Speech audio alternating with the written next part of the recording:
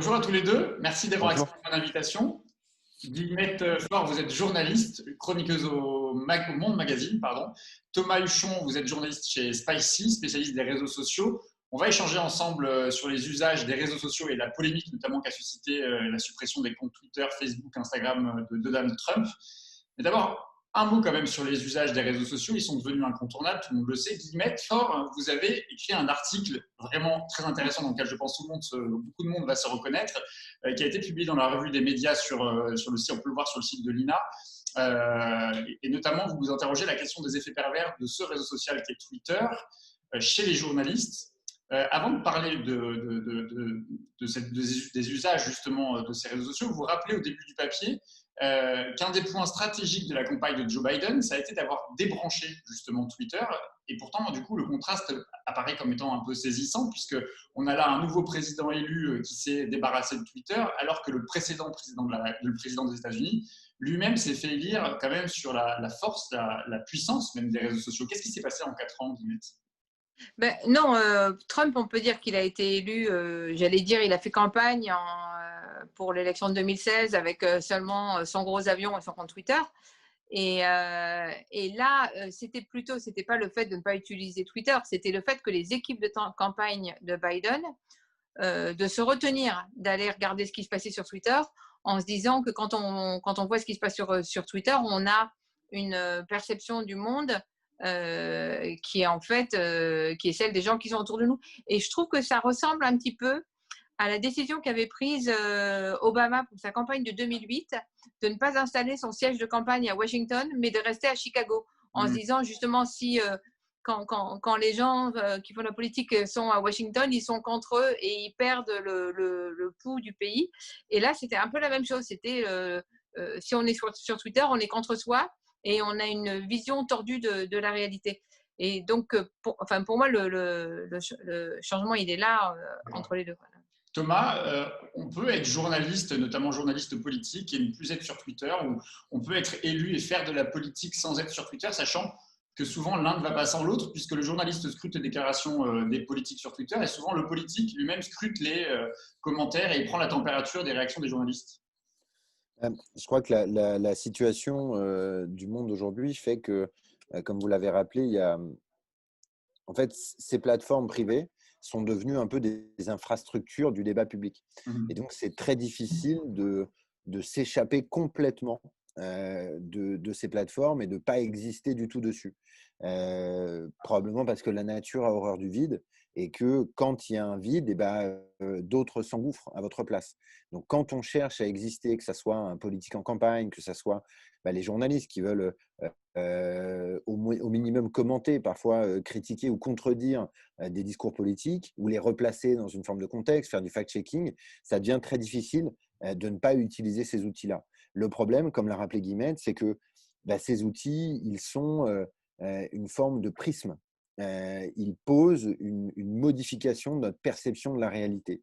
Et ils sont tellement puissants, ils sont tellement capables de jouer avec nos biais cognitifs, avec notre cerveau, qu'ils peuvent avoir des conséquences terribles. Je pense par exemple au cas de notre confrère Samuel Laurent, qui dirigeait les décodeurs du Monde pendant longtemps et qui a un peu quitté cet univers-là après avoir subi tellement d'attaques, de harcèlement et tout. Et d'ailleurs, il en fait un bouquin qui va sortir début février.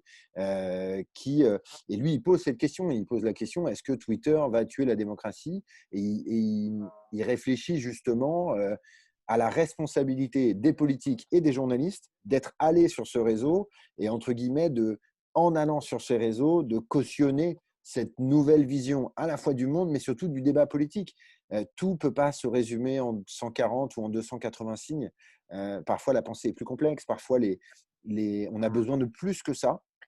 Et donc, voilà. Après, le problème, ce n'est pas tant ce qu'ils sont que ce qu'on en fait. Et en même temps, ce qu'ils sont et leur logique économique, leur manière de capter l'attention, leur manière de faire de l'indivision, c'est-à-dire que tout soit un peu équivalent, ça pose un problème parce que, notamment pour les journalistes, ce qui est très important, c'est la hiérarchie de l'information. Ce qu'il y a en une, ce n'est pas ce qu'il y a en dernière page. Ça ne veut pas dire que les deux informations, la dernière information n'a pas de valeur du tout. Ça veut juste dire qu'au moment où on décide de faire le journal, eh ben, on met quelque chose en une parce qu'on pense que c'est une information plus importante à ce moment-là. C'est un peu aussi ça qui change, c'est on a perdu nos repères. Je ne sais pas comment les retrouver, mais on a perdu les repères. Encore un mot justement sur les usages, notamment chez les journalistes, parce qu'il en est beaucoup question dans votre article, Guillemette. Est-ce que vous iriez jusqu'à dire qu'aujourd'hui, les réseaux sociaux, principalement Twitter, sont devenus un lieu de fabrique de l'actualité? En fait, moi, ce qui m'a intéressé pour cet article, c'était d'abord de me rendre compte que on n'était plus dans le débat être sur Twitter, oui ou non. Dans le sens où je trouve que Chacun élabore sa propre stratégie. en fait, grosso modo, c'est plus y être ou pas y être, mais c'est grosso modo on doit y être. Alors comment y être pour limiter tous les biais? Et les biais, ça va être l'entre-soi, le fait de se faire dicter les thèmes, enfin ce qu'on pense être dans l'information par des gens qui nous ressemblent, par les sujets les plus clivants que Twitter fait remonter avec le fait que ce qui fait le plus réagir sur Twitter remonte et donne l'impression que ça correspond à des événements importants. Enfin, tous ces biais-là. Et c'est pour ça que dans mon article, ce qui m'a intéressé, c'était de prendre des gens qui avaient été des pionniers de Twitter. De pas, j'aurais pu prendre des gens qui sont fondamentalement contre depuis le début, mais en fait, de dire que des gens qui avaient été les premiers à s'y intéresser, qui tout d'un coup se sont mis en retrait. Et c'est ça qui m'a intéressé. Et de même que leur impossibilité à s'en aller totalement. Quoi, Alors, un mot quand même sur la polémique suscitée par la suppression des comptes de Donald Trump. Thomas, est-ce que vous iriez jusqu'à dire qu'il y a un abus de pouvoir des plateformes et que c'est à la justice de trancher les débats sur est-ce qu'il a participé des violences au Capitole, est-ce qu'il a tenu des propos qui n'étaient pas conformes aux chartes éthiques des plateformes, ou est-ce que, au contraire, on peut dire que les plateformes ont pour une fois fait leur travail qui s'applique à tout le monde, qu'on soit un petit utilisateur ou qu'on soit président des États-Unis? Je pense qu'il y a deux manières de répondre à votre question. Il y a une première réponse qui serait, grosso modo, pratique. C'est-à-dire que le temps de la justice, c'est déjà pas le temps de l'actualité médiatique, c'est sûrement pas le temps des micro-échanges ultra rapides et des algorithmes. Donc, la question qui s'est posée, j'imagine, dans la tête des dirigeants des différentes plateformes, parce qu'ils ont un peu tous eu le même comportement, c'est le ratio bénéfice-risque. Hein, est-ce que dans les 48 heures, le président américain ne va pas relancer un appel à marcher sur le Capitole? Et donc, est-ce qu'on ne va pas être les complices d'une tentative de coup d'État aux États-Unis? Donc, il y a cette question-là, c'est-à-dire qui était la question de la praticité. En gros, la justice ne serait jamais intervenue suffisamment tôt pour donner une réponse dans le temps du monde de Twitter. Il y a une deuxième chose, il y a une deuxième partie, à mon avis, dans cette question-là, c'est qu'est-ce que sont ces plateformes? Est-ce qu'elles sont des infrastructures publiques uniquement ou est-ce qu'elles sont des entreprises privées? Elles sont des entreprises privées. Et donc, elles fixent leurs règles et elles ont, comme ce sont des entreprises privées, le droit de faire ce qu'elles veulent. C'est leur politique, c'est leur plateforme. Oui, je sais bien que c'est très désagréable de voir les choses comme ça, mais malgré tout, ça reste des entreprises privées. Moi, je préférais que la justice soit capable de leur imposer quoi que ce soit, mais déjà, si on arrivait à leur faire payer les impôts qu'elles nous doivent, ça serait déjà pas mal. Donc, le problème que posent ces plateformes, c'est qu'elles sont à la fois hyper présentes dans nos débats publics, dans nos débats politiques et dans le monde de l'information, et en même temps qu'elles sont par leur position un peu supranationale et qu'elles ne répondent en réalité devant aucun forme de juridiction. Et donc, la vraie difficulté pour nous, c'est qu'en fait, on a pensé que ce qui était numérique resterait numérique. Désormais, comme ça débarque dans le monde, excusez-moi Guillemette, désormais, comme ça débarque dans le monde réel, on se dit, ah là là, il faut absolument… Mais en fait, ça fait des années qu'on dit qu'il ne faut pas laisser faire ça. Ça fait des années qu'il y a de très nombreux analystes ou observateurs qui disent mais il faut arrêter de laisser les gens balancer des fake news de malades parce que ça amène des comportements déments dans la vie réelle. Et il faut que ces plateformes soient responsables de ce qu'elles diffusent. je pense qu'aujourd'hui, tout ça nous pète un peu à la gueule, quoi. Guillemette, vous, dans la décision de ces plateformes de supprimer le compte Twitter de Trump, vous y avez vu quoi? De la censure ou de la régulation? Et si régulation nécessaire il y a, est-ce que c'est vraiment aux plateformes? Est-ce que ça doit revenir aux plateformes de décider de ce qu'on a le droit de dire ou pas dire? Moi, j'ai trouvé que dans cette question, j'ai trouvé un écho d'une question qui nous a moins frappé à l'époque, mais qui a été la nuit électorale, le moment où Oui. les chaînes ont coupé le micro de Trump. Et je trouve que dans les deux cas, il y a le même. Enfin, moi, je trouve un des problèmes qui se pose, c'est le fait de l'avoir fait au moment où il commence à perdre. Et je trouve que si, que ce soit les plateformes ou que ce soit les chaînes de télé, le fait qu'on décide qu'à partir de maintenant, c'est plus possible, alors que le naufrage a commencé, ça fait quand même un peu perdre de vertu à cette décision-là. L'autre chose qui me dérange, c'est que dans le fond, pourquoi Trump a pu émerger? Parce que sur les réseaux sociaux, que ce soit Facebook ou Twitter, décident de mettre en avant les contenus qui font le plus réagir. Et donc, les contenus qui font le plus réagir, c'est ce qui met en colère, ce qui passionne, ce qui joue sur l'émotionnel, etc. Et donc, on peut décider de faire des grandes annonces en disant telle personne ou telle personne, ou alors on peut penser à la structure aux algorithmes qui décident de flatter justement ce qui nous fait le plus réagir. Et finalement, on peut dire que oui, effectivement, c'est Trump, mais quand je pose la question sur journalistiquement, qu'est-ce qu'on couvre quand on couvre Twitter? Et bien finalement, on a une actualité qui met en avant Trump un jour, mais qui fait que qu'on va ouvrir le jour, enfin pas ouvrir, mais qu'on va entendre au journal de France Inter le fait que Finkielkraut ne sera plus, ne pourra plus commenter l'actualité sur une chaîne télé à cause de ce qu'il a dit. Donc en fait, on se retrouve toujours à commenter qu'est-ce qu'a dit Finkielkraut, Zemmour, Ménard, Nicolas Bedos. Donc c'est toujours l'outrage du jour. Et pour ça, les réseaux sociaux, ils ont un truc très très simple, c'est-à-dire que quand je raconte les petites cuisines que peuvent faire des journalistes pour essayer de limiter les biais. Moi, par exemple, mon fil Twitter, j'utilise l'option qui consiste à le remettre en ordre chronologique. C'est-à-dire que je ne veux pas voir en premier ce qui fait le plus réagir. Et en fait, ils auraient juste à faire ça finalement. Et ce qui est aussi très choquant, enfin pas très choquant, mais ce qui fait penser qu'il y a une espèce d'hypocrisie, c'est qu'en 2018, au début 2018, Zuckerberg avait dit que son projet de l'année, c'était de réparer Facebook.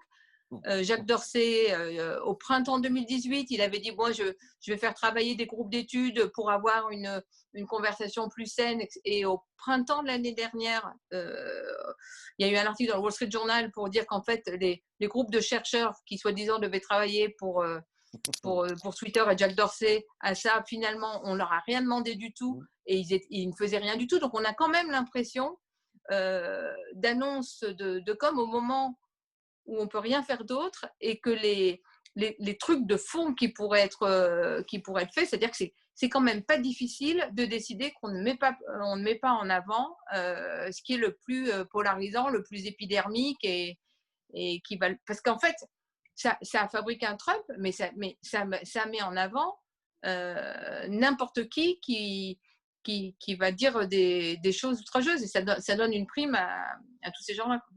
C'est un peu la. Pardon, Pierre, mais c'est un peu la. Juste une autre petite chose aussi, c'est que en avril, pendant le confinement, c'est passé relativement inaperçu, mais moi j'avais été quand même assez frappée quand Facebook aux États-Unis avait décidé de dépublier toutes les annonces de rassemblements anti-confinement qui ne respecteraient pas les barrières sanitaires, donc c'est-à-dire des rassemblements anti-confinement dans le New Jersey, en Californie et dans le Nebraska, à la demande des gouverneurs de ces États.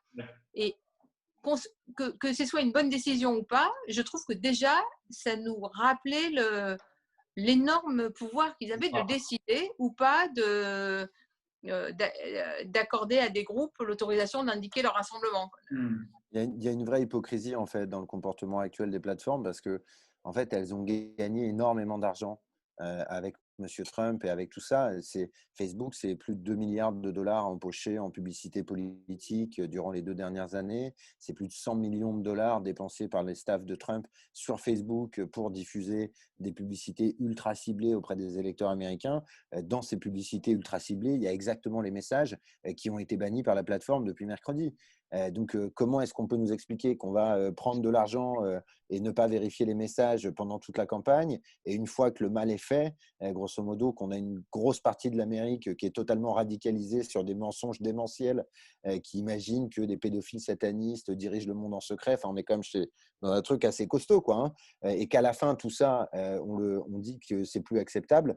Mais en fait, je ne comprends pas très bien. C'est un peu la phrase horrible de ce comique français Rémi Gaillard, hein, c'est en faisant n'importe quoi qu'on devient n'importe qui. En fait, c'est un peu ça, ouais. Et Thomas, justement, dans une interview que vous avez donnée à Public Sénat, vous soulevez aussi une autre forme d'hypocrisie qui est celle du monde politique qui ne prend pas les dispositions qui devraient s'appliquer et qui devraient d'ailleurs s'appliquer sur les plateformes. Pourtant, il a essayé. Il y a eu la loi sur les fake news, il y a la loi Avia qui a certes largement été retoquée, censurée par le Conseil d'État. Mais est-ce qu'on peut légiférer? Je crois qu'il y a deux choses, en fait. On considère que ces empires ne peuvent pas évoluer, et je crois qu'ils nous montrent tous les jours qu'ils sont capables d'évoluer. C'est-à-dire qu'il faut arrêter de voir Facebook ou Twitter comme l'Union soviétique. Ce sont des startups, et donc en un clic, mercredi dernier, ils décident d'agir et d'avoir une action qui est une action d'une très très grande ampleur. Donc je crois qu'il faut comprendre que ces formes sont dans un rapport de force avec les pouvoirs publics et politiques, et que c'est aux pouvoirs publics et politiques de renverser un peu les choses dans ce rapport de force. Et la deuxième chose, c'est qu'on oublie bien souvent que ces plateformes ont beaucoup plus besoin de nous que nous avons besoin d'elles. Et que grosso modo, en fait, sans nous, sans nos données personnelles, sans nos informations qu'elles utilisent à des fins publicitaires, ben en fait, elles ne sont rien. Donc, je suis totalement d'accord avec Guillemette sur le fait qu'il y a aussi une responsabilité individuelle là-dessus. Et je crois qu'en fait, ce que nous montre bien ce qui se passe depuis une semaine, c'est qu'elles ne sont pas de simples tuyaux. Elles admettent elles-mêmes quelque chose qu'elles ont voulu nous cacher quelque part pendant des années, c'est qu'elles sont des médias qui éditorialisent les messages. Leurs algorithmes mettent en avant un certain nombre de choses. Donc, ils ont une éditorialisation. Alors, ce n'est pas comme la Une du Monde et la DER de Libé, mais il y a quand même cette idée-là. Et donc, je crois que si elles éditorialisent, si elles gagnent de l'argent avec les contenus, on ne peut pas éviter le fait qu'elles soient responsables de ce qu'elles publient. Je crois en fait, nos systèmes, nos pays, nos démocraties ne peuvent pas résister à l'absence de responsabilité de ce qu'on diffuse et surtout de ce qu'on permet d'amplifier de cette manière-là. Et donc, je crois que la vraie solution, ce n'est pas de faire des petites lois qui s'attaquent à un petit bout de la lorgnette, c'est de leur dire que tant qu'ils ne sont pas responsables de leur contenu, ils n'ont pas le droit d'exister. Et il faut les fermer, c'est ce que vous dites dans l'interview d'ailleurs. Je crois je ne dis pas qu'il faut les fermer définitivement. Temporairement. Il faut les fermer le temps qu'ils acceptent leur vraie responsabilité. Ils sont des médias. Et donc, ils doivent être régulés comme les autres médias. Ce n'est pas de la censure, c'est juste la loi, quoi. J'ai une dernière question pour tous les deux, parce qu'au fond, derrière ce débat, il y a aussi la question de la recherche de la vérité ou des fausses informations. On sait combien la parole politique est aujourd'hui totalement démonétisée. On sait aussi que la parole des journalistes et le travail des journalistes est parfois, même souvent, écorné. Désormais, avec la crise sanitaire, on voit que c'est la parole scientifique qui est mise à mal.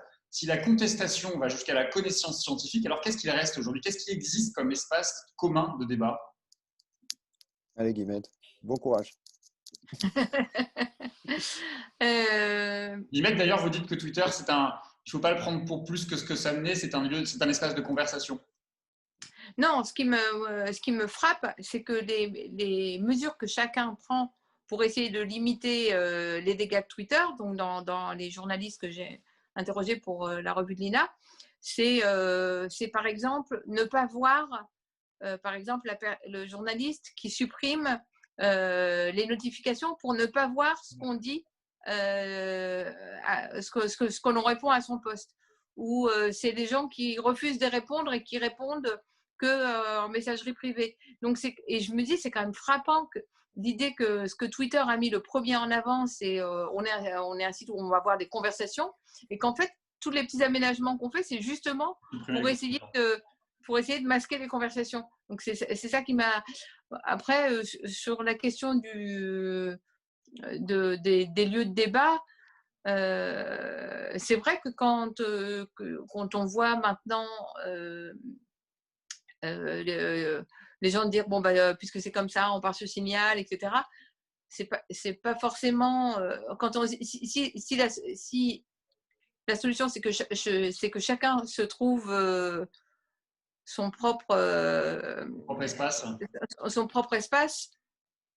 C'est pas convaincant non plus, quoi. Mais moi, ce que je trouve frappant aussi par rapport à ce que vous dites sur scientifique, journaliste et tout ça, c'est de voir que sur Twitter, par exemple, il y a ce truc que l'actualité Covid-19 et que souvent, les liens qui le font remonter automatiquement, qui sont souvent des articles de médias entre guillemets officiels, c'est souvent quand même moins bon que, je pense, par exemple, la veille que font des journalistes comme Vincent Glade en France ou John Murdoch pour le Financial Times. Leurs fils Twitter sont généralement beaucoup plus riches que le hashtag tout près que nous mitonne Twitter. Thomas? Est-ce qu'il reste un espace à la fois de discussion où on va respecter les gens, où on va mettre en avant les éléments qui ont le plus de faits, qui ont le plus de science, qui ont le plus de, non pas de vérité, parce que finalement la vérité c'est l'interprétation des faits, et chacun verra sa propre vérité, mais au moins qu'on arrive à recréer un espace où on partage quelque chose. J'ai un peu de mal à trouver cet espace-là aujourd'hui.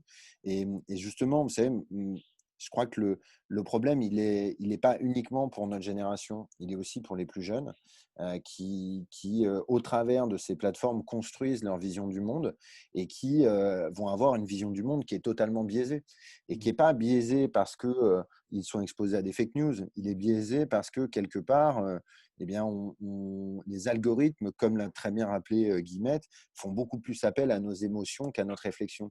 Et en fait, elles créent ces plateformes. Le problème qu'elles nous posent, c'est qu'elles créent un peu les conditions pour que la parole nuancée, la parole modérée, la parole scientifique, justement, la parole compliquée, les choses ne sont pas toujours simples. Hein, et bien en fait, elles sont effacées par tout ça. Si on pense que la Terre est plate, eh ben, on va avoir beaucoup plus d'audience à l'expliquer que si on pense que la Terre est ronde. Et c'est un vrai problème. Et donc, je crois qu'on n'a pas vraiment, on n'a pas encore de solution, mais j'ai l'impression qu'on commence à arriver un petit peu mieux à identifier le problème et qu'on arrête de dire que le problème de Twitter, c'est l'anonymat ou le pseudonymat, mais que c'est plutôt la logique économique de ces plateformes, hein, et les problèmes algorithmiques, entre guillemets, hein, qui nous posent une nouvelle manière de voir le monde et donc une nouvelle manière de construire nos sociétés. Je crois qu'il faut arriver à comprendre tout ça, mais pour ça, comme l'a aussi rappelé Guillemette, il va falloir que les plateformes soient beaucoup plus transparentes, que des scientifiques ou des comités indépendants aient accès à un certain nombre d'informations. On ne demande pas la recette du Coca-Cola, on sait très bien qu'on ne pourra pas l'avoir, mais au moins que, comme pour le Coca-Cola, il y ait un institut sanitaire qui le goûte et qui nous dise que ce n'est pas du poison. Hein. Et donc, moi, je souhaite vraiment qu'on arrive à créer des comités consultatifs représentants de l'intérêt des citoyens qui vont faire un peu la lumière sur les algorithmes et sur leur impact sur nos sociétés. Je crois qu'on ne peut plus faire l'économie de tout ça. On parle de Donald Trump, mais on pourrait parler de Jair Bolsonaro, on pourrait parler de Boris Johnson, de Bien sûr, Matteo avant Trump, Salvini. même Raphaël Correa Voilà. a été censuré en Équateur. Ces personnages sont les monstres que les GAFA ont créés, qu'ils ont permis de créer. Et je crois qu'on ne peut pas, comme le disait Carole Cadwalader, la journaliste du Guardian, qui a beaucoup travaillé sur l'affaire Cambridge Analytica notamment, Facebook est devenu le cancer de nos démocraties. Et c'est très fort, mais je crois qu'elle a malheureusement raison. En fait, on a un vrai problème face à ces plateformes qui ne cherchent qu'à gagner de l'argent. Ça ne peut pas être la logique pour tout. Le néolibéralisme nous pose des problèmes quand il est appliqué de manière totale au monde de l'information et de la politique. Je crois qu'il ne nous permet pas de vivre comme on vivait avant. Ça ne veut pas dire qu'on ne pourra pas vivre dedans, mais ça veut dire qu'il nous faut de nouvelles règles, de nouvelles manières de réguler tout ça, et il faut trouver d'autres solutions. Merci beaucoup à tous les deux. Peut-être d'ailleurs, Guillemette, vous vouliez rajouter quelque chose? Non, je pense juste un tout petit détail sur le fait qu'on parle de Twitter qui ne veut pas reconnaître qu'il est un média et qui veut garder une image de tech company. Et je pense que derrière ça, il y a le fait qu'une entreprise tech est mieux valorisée à une meilleure valorisation à Wall Street qu'un média. Donc, personne ne veut être étiqueté média aujourd'hui. Mais c'est sûr que si on considérait Facebook et Twitter comme des médias, ce n'est pas absolument certain qu'ils gagneraient autant d'argent en spéculation boursière. Vous avez totalement raison, Guillemette. C'est un peu la quadrature du cercle néolibéral de ces plateformes-là. Merci beaucoup à tous les deux Merci à vous. d'avoir accepté l'invitation de Regard et merci pour vos éclairages. Merci.